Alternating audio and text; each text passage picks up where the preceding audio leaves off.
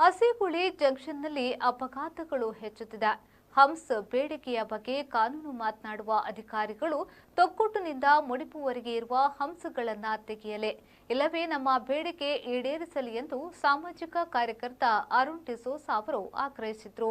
ರಸ್ತೆ ಅಗಲೀಕರಣ ಬಳಿಕ ವಾಹನಗಳ ಮಿತಿಮೀರಿದ ವೇಗದಿಂದಾಗಿ ಹಸಿಗುಳಿ ಜಂಕ್ಷನ್ನಲ್ಲಿ ಅಪಘಾತಗಳು ಹೆಚ್ಚುತ್ತಿರುವ ಹಿನ್ನೆಲೆಯಲ್ಲಿ ಹಂಸ್ ಅಳವಡಿಸುವಂತೆ ಒತ್ತಾಯಿಸಿ ಆಟೋ ರಿಕ್ಷಾ ಚಾಲಕ ಮಾಲಕರು ಹಾಗೂ ಸಾರ್ವಜನಿಕರಿಂದ ನಡೆದ ಪ್ರತಿಭಟನೆಯಲ್ಲಿ ಆಗ್ರಹಿಸಿದರು.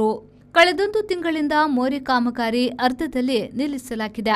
ಈಗಾಗಲೇ 5 ಅಪಘಾತ ಸಂಭವಿಸಿ 3 ಕಾಲು ಮುರಿದಿದ್ರೆ ಒಬ್ಬರು ಗಂಭೀರ ಸ್ಥಿತಿಯಲ್ಲಿದ್ದಾರೆ. ಮಣ್ಣು ಅಗೆಯಲಾದ ಪರಿಣಾಮ ಮರದ ಬೇರುಗಳು ಮೇಲ್ಭಾಗದಲ್ಲಿದ್ದು ಮಳೆಗಾಲದಲ್ಲಿ ಆಗುವ ಅನಾಹುತಗಳಿಗೆ ಲೋಕೋಪಯೋಗಿ ಇಲಾಖೆ ಹೊಣೆ ಹೊತ್ತುಕೊಳ್ಳುತ್ತಾ ಎಂದು ಪ್ರಶ್ನಿಸಿದರು. ಅವರಿಗೆ ಅದನ್ನು ಮಾಹಿತಿ ಕೊಟ್ಟು ಅವರು ಹೇಳಿದ್ರು ನಮಗೆ ಪಂಚಾಯತಿ ಅವರು ಬಿಟ್ಟು ಕೊಡುವುದಿಲ್ಲ ಅಂತ. ಅದಕ್ಕೆ ನಾವು ಪಂಚಾಯತಿ ಅವರು ಹೇಳಿದ್ರು ನಾವು ನಿಮಗೆ ಎಷ್ಟು ಬೇಕು ನೀವು ಮಾರ್ಕಿಂಗ್ ಮಾಡಿ ನಾವು ನಿಮಗೆ ಅಷ್ಟನ್ನು ಬಿಟ್ಟು ಕೊಡ್ತೇವೆ ಅಂತ ಬಿಟ್ಟು ಕೊಟ್ಟು ಎಲ್ಲ ಮಾಡಿದ್ರು. ಈಗ ವಾಪಸ್ 2 ತಿಂಗಳಾಯಿತು.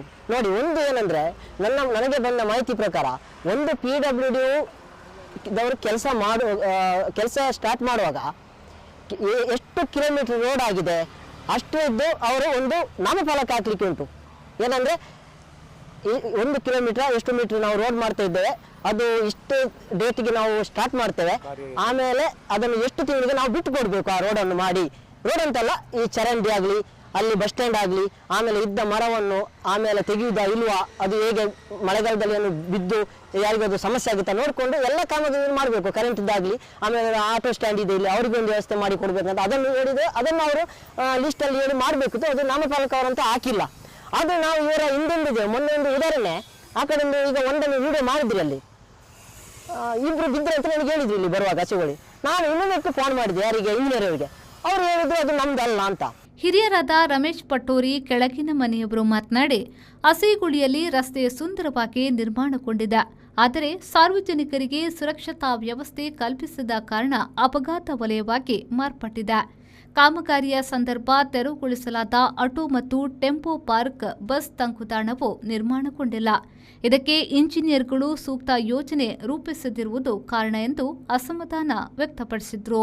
ಒಂದೊಂದು ಇದರಲ್ಲಿ ಆ ಕಡೆ ಪಟ್ಟೋರಿ ಕಡೆ ಆಗಲಿ ಇನ್ನು ಕೆಳಗಿನ ಪಟ್ಟೋರಿ ಆ ಕಡೆ ಹೋಗುವಂಥ ನೀರಿನ ವ್ಯವಸ್ಥೆಗೆ ತಾತ್ಕಾಲಿಕ ಒಂದು ಪರಿಹಾರವನ್ನು ಮಾಡಿಲ್ಲ. ಈ ಬೇಸಿಗೆ ಟೈಮಲ್ಲಿ ನೀರಿಲ್ಲದೆ ತೊಂದರೆ ಆಗ್ತದೆ, ಅದನ್ನು ಮಾಡಿಲ್ಲ. ಆಮೇಲೆ ಇಷ್ಟು ದೊಡ್ಡ ಒಂದು ಸಾಧಾರಣ ಒಂದು 100 ಅಡಿ ಡಿವೈಡರ್ ಕೊಟ್ಟಿದ್ದಾರೆ, ಅದರಲ್ಲಿ ಒಂದು ಹಂಪ್ ಇಲ್ಲ. ಹಂಪ್ ಇಲ್ಲದೆ ಏನಾಗ್ತದೆ, ಸಿಕ್ಕಾಪಟ್ಟೆ ಸ್ಪೀಡಲ್ಲಿ ಬರ್ತಾರೆ, ಜನಗಳು ತೊಂದರೆ ಅನುಭವಿಸ್ತಾ ಇದ್ದಾರೆ, ಆಕ್ಸಿಡೆಂಟ್ ಆಗ್ತಾ ಇದೆ. ಅದೇ ರೀತಿ ಕೆಳಗಡೆ ಒಂದು ಪ್ರಾಥಮಿಕ ಶಾಲೆ ಇದೆ, ಆ ಶಾಲೆ ಮಕ್ಕಳನ್ನ ರೋಡು ದಾಟಿಸ್ಬೇಕಾದ್ರೆ ಅವರು ಪಡುವ ಕಷ್ಟ ಅದೆಷ್ಟೋ ನಮಗೆ ಗೊತ್ತು. ಅಲ್ಲಿ ಟೀಚರ್ ನಿಂತು ಮಕ್ಕಳನ್ನ ಸಾಲಾಗಿ ರಸ್ತೆ ದಾಟಿಸ್ತಾ ಇದ್ದಾರೆ. ಅಲ್ಲಿಯೂ ಹಂಪ ಆಗಬೇಕು, ಅಲ್ಲಿನೂ ಇಲ್ಲ. ಸೊ ಯಾವ ಒಂದು ಸ್ಥಿತಿಯನ್ನು ಸಹ ಇಷ್ಟು ವಿಳಂಬಗತಿಯಲ್ಲಿ ಮಾಡಿದರೆ ಭಾಳ ತೊಂದರೆ ಆಗ್ತದೆ. ಇನ್ನು ಮುಂದೆ ಕೆಲವೇ ತಿಂಗಳಲ್ಲಿ ನಮಗೆ ಮಳೆ ಭಾಳ ತೀವ್ರಗತಿಯಲ್ಲಿ ಬರುವ ಸಂಭವ ಇದೆ.